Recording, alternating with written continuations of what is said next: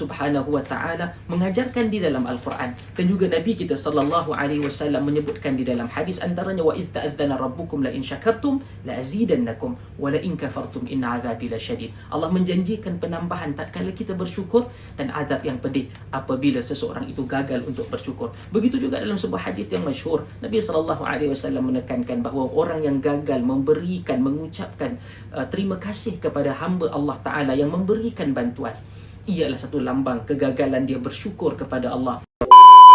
Assalamualaikum warahmatullahi wabarakatuh. Sahabat-sahabat yang saya hormati sekalian, pada rakaman ini dibuat, saya berada pada hari terakhir tahun 2025, 31 Disember 2025. Saya ingin berikan sedikit rangkuman berkaitan apa yang terjadi kepada Malaysia dalam tahun 2025. Ada pencapaian yang amat dapat dibanggakan, ada beberapa ruang pembaikan yang boleh untuk diusahakan, ada beberapa cabaran yang telah berlaku di dalam negara kita yang tercinta, iaitu Malaysia, dan bagaimana harapan dalam tahun 2026. Malaysia ditadbir di bawah kepimpinan Yang Amat Berhormat Datuk Seri Anwar bin Ibrahim, di bawah Kerajaan Madani. Kita telah pun mendapatkan pencapaian yang amat-amat membanggakan. Ia tidak akan mungkin untuk dapat saya rangkumkan dalam beberapa minit. Namun, antara perkara yang saya fikir amat elok untuk saya kongsikan adalah bagaimana prestasi bagi ringgit menjadi amat-amat mengukuh berdasarkan apa yang dilaporkan oleh media dalam negara dan juga luar negara. Sahabat-sahabat, pada penghujung 2025 ini, kita dapat melihat bahawa Malaysia disebutkan antara mempunyai mata wang ringgit dengan prestasi terbaik bukan sahaja dalam ASEAN, tetapi di dalam Asia. Dan juga melalui tahun 2025 diperkenalkan beberapa inisiatif oleh kerajaan, antaranya bantuan meringankan beban rakyat melalui MyKasih dan MySara. Ia bukan sahaja memberikan kebaikan ataupun bantuan itu kepada mereka yang memerlukan, tetapi ada sesuatu yang bersifat bantuan kepada merangkumi seluruh daripada strata sosial, sama ada yang dikatakan M40 ataupun termasuk dengan T20, dan memberikan ruang kepada mereka sama ada ingin berbelanja ataupun memulangkan balik dengan tidak menggunakan dana yang diberikan oleh kerajaan melalui pengesahan kad pengenalan masing-masing.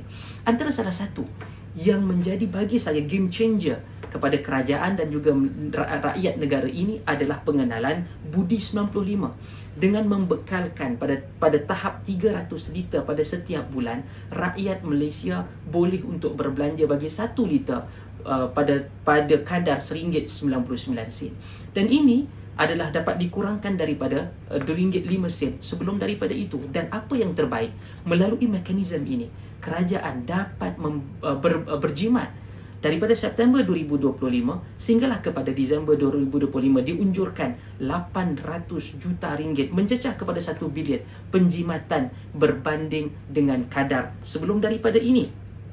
Antara perkara yang boleh untuk kita rasakan, satu perkara pencapaian adalah bagaimana inflasi kekal terkawal pada sekitar 1.4% mencapai kepada bulan November 2025. Dan ini adalah pencapaian yang perlu untuk sama-sama kita syukuri, kerana Allah Subhanahu wa taala mengajarkan di dalam Al-Quran, dan juga Nabi kita sallallahu alaihi wasallam menyebutkan di dalam hadis, antaranya wa idz ta'adzana rabbukum la in syakartum la azidannakum wa la in kafartum inna azabi lasyadid. Allah menjanjikan penambahan tatkala kita bersyukur, dan azab yang pedih apabila seseorang itu gagal untuk bersyukur. Begitu juga dalam sebuah hadis yang masyhur, Nabi sallallahu alaihi wasallam menekankan bahawa orang yang gagal memberikan, mengucapkan terima kasih kepada hamba Allah Taala yang memberikan bantuan, ialah satu lambang kegagalan dia bersyukur kepada Allah Subhanahu wa taala. Namun dengan segala pencapaian-pencapaian ini, tidak dapat untuk dinafikan bahawa kita juga menghadapi cabaran-cabaran yang berbagai. Antaranya bagaimana laporan-laporan yang berseliaran mempunyai maksud politik, walaupun hakikatnya ia menggambarkan kepada suatu keluhuran perlembagaan dan kedaulatan undang-undang, melibatkan pemuktamadan kes skandal 1MDB melalui Mahkamah Tinggi menetapkan bagaimana hukuman yang berjalan kepada Yang Berhormat ataupun bekas Perdana Menteri Datuk Seri Najib Tun Razak.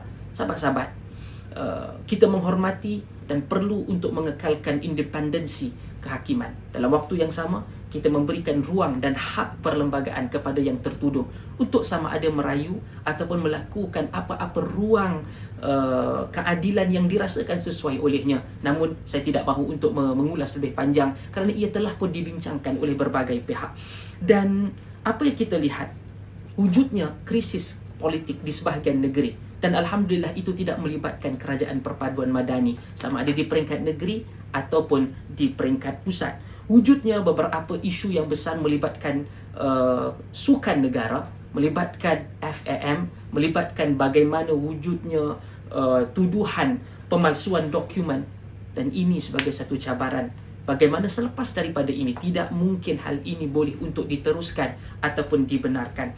Wujudnya cabaran sosial dan keselamatan, isu buli yang meningkat, isu buli yang diangkat sehingga kemuncaknya terdapat seorang anak sekolah daripada negeri Sabah, dalam kes adik Zara Khairina, yang ternyata kehilangan nyawanya, dan itu merenggut banyak keyakinan ibu bapa, masyarakat dan juga pemimpin terhadap keselamatan anak-anak kita di dalam sekolah.